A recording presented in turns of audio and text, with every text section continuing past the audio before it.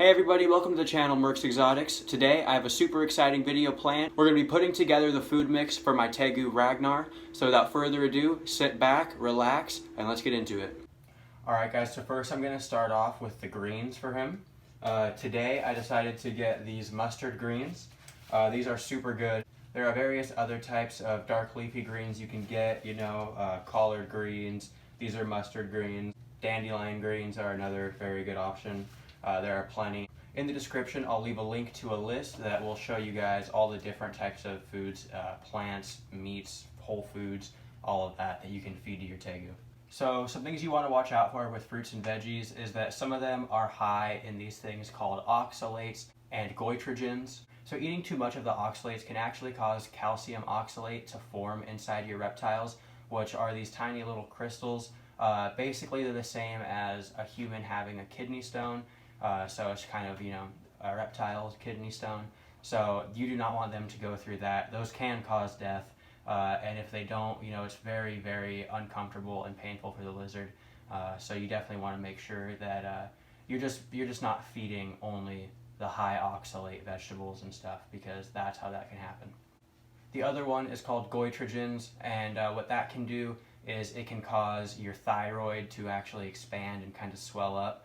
And it does that because your thyroid will stop being able to produce its hormone, or rather your reptile's thyroid. And so you do not want that to happen. So again, you just want to make sure that you're feeding a balanced diet.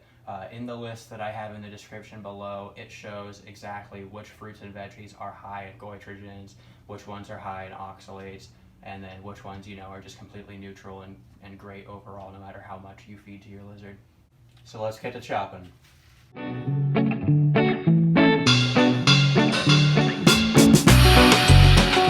I forgot to wash it off.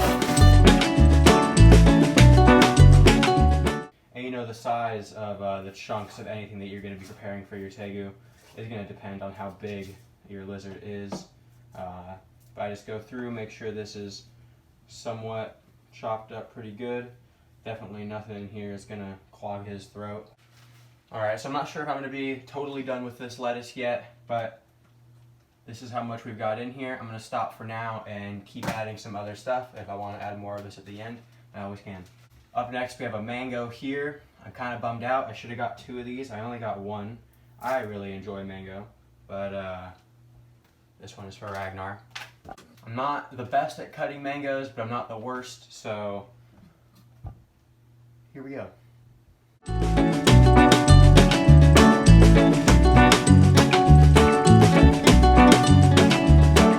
I don't think that was the most traditional way to cut a mango, but at the end of the day, got the pit. I've got 4 nice corners here. We'll go ahead and give it a little taste test for him. I'm jealous. That's good. Okay, so now that we have all of the mango meat taken out of the fruit and it all diced up, I'm going to go ahead and add it. Alright, and lastly for the fruits and veggies, I'm going to add a couple kiwis. I was smart with these guys and I made sure to get extra for myself, so that's nice.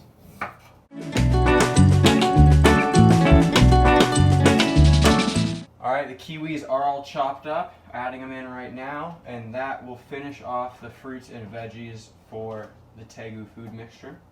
Alright, so now we're going to move on to the meats. Throw on some gloves so my hands don't smell nasty like fish and beef liver. But first off, we're going to start with some ground turkey here. Very important to try to get, the no hormones, 100% natural, and obviously you want to make this lean to fat percentage, the lean as high as possible. So 99% to 1% is very good. I have 2 packages of these, so let's go ahead and cut it open and add them to the mix.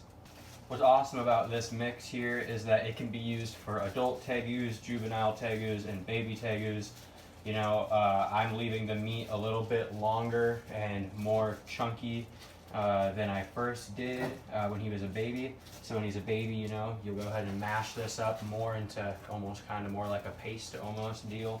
And then as they get older, make it more into chunks. So the first layer of meat has been put on. I'm actually going to wait to put the second round of ground chicken over top of the fish and the beef liver. So let's move on to one of those 2 things next. So up next, I'm going to move to this beef liver here. I'm not going to use the whole bag, obviously this is a lot of it. Ragnar definitely loves this stuff. That's a beef liver right there. Wow. Interesting smell. It's not bad, like it's not terrible, but it's not best. Sometimes you'll come across some parts that are a little bit stringy. I typically tend to cut these out and just leave them to the side. I usually don't end up adding the whole entire package of whatever organ meat I get to his food mix anyways. And he's getting a little bit bigger, but especially for babies, if they have that stringiness to it, you want to get that out.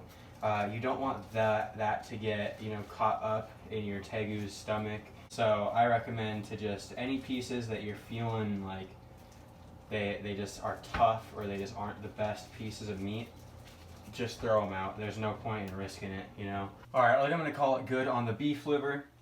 We've got a good amount added there, and after this it is time to move on to the fish. Alright, now before we move on to adding fish, there's a couple things that we need to go over, and they are about what type of fish you can and should not be feeding your Tegu, or any of your animals for that matter. So just to start it off, everybody, not even just reptiles, including you and me, need vitamin B1. This is called thiamine, and it is an essential nutrient, which means that we need it and we have to get it from outside of the body. Our bodies do not naturally produce this. Now thiamine helps with your energy, your metabolism, and without any thiamine, you know, you'll become very sluggish, slow, loss of appetite, weak, weight loss, all of that. And the same would happen to your reptiles. Eventually this can cause cardiovascular and nervous system problems, resulting in paralysis, abnormal heartbeats, and even eventually death. Now why am I even mentioning this is because some fish carry an enzyme called THIAMINASE. I believe that's how you pronounce it. And what it does is it breaks the thiamine, that vitamin B1 molecule, down in half so that it can't do its job. Meaning that eating too much of this fish or too much of that thiaminase will virtually stop the intake of thiamine, and those terrible side effects that I was just listing off can happen to your reptiles. So you want to make sure to avoid fish that contain thiamine. There are plenty of lists that show this. I'll leave a link in the description down to them. Alright, and up next now we have this rainbow trout. I actually caught him yesterday, so he is very fresh, and we're going to be cutting him up for Ragnar. I'm actually going to fillet this guy pretty similarly to how I would if I was going to be eating him myself. I can't really show you guys that process because of YouTube, so I will show you guys the finished result. Alright, so the fillets are done. We have this one here, the other one looks pretty much the same. Still got the skin on, that's the last step. I'm going to take that skin off. The bones are already out, and I'm going to go ahead, chop it up, and put the meat in the mix, and that's going to almost be the end of it. So I actually also added an Alaskan salmon fish fillet to Ragnar's food mix. I'm not sure where the footage went when I was going through to edit this video. I couldn't find it. Finally, we're going to add the very last package of that ground turkey. Alright, and that does it. We have added everything to this mixture here. On that bottom row down there we have mustard greens, mango, and kiwi. Then we have a layer of ground turkey. Then we have some beef liver, some Atlantic salmon, some freshly caught rainbow trout, and then one more layer of ground turkey. Alright, so let's go ahead and mix all this up. Alright, we've got it all mixed up. Now it's time to package this into like serving size bags. I'll go ahead and put all but one in the freezer, and we'll feed one of them to Ragnar in just a minute. One of the really big things that you want to make sure, especially when you're feeding mixes like this, is that you're adding some calcium, and that every once in a while you're also adding the vitamins. When feeding like live rodents or whole prey food, you don't have to add any calcium or vitamins on top of that. Alright, he knows this red tray means food.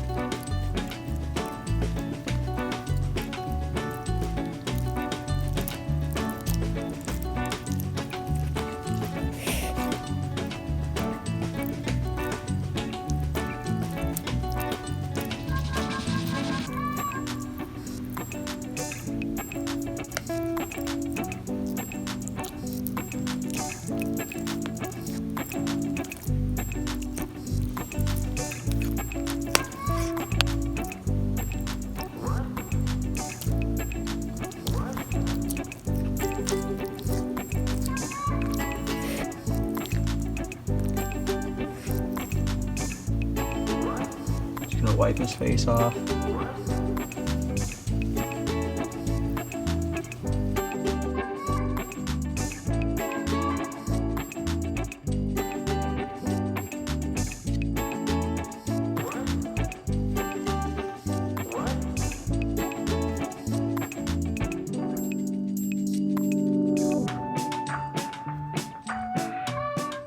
Alright, thank you guys so much for watching the video. It truly does mean the world to me. If you want to leave a like, share the video, comment, and subscribe, that'd be great. If you want to be notified every time I post a video, go ahead and click the little bell icon down there. Another great source of food for your tegus is dubia roaches. And if you want to know how to set up a easy colony that is quickly reproducing, go ahead and check out one of my previous videos. But yeah, thank you guys again so much for watching. Until next time, goodbye.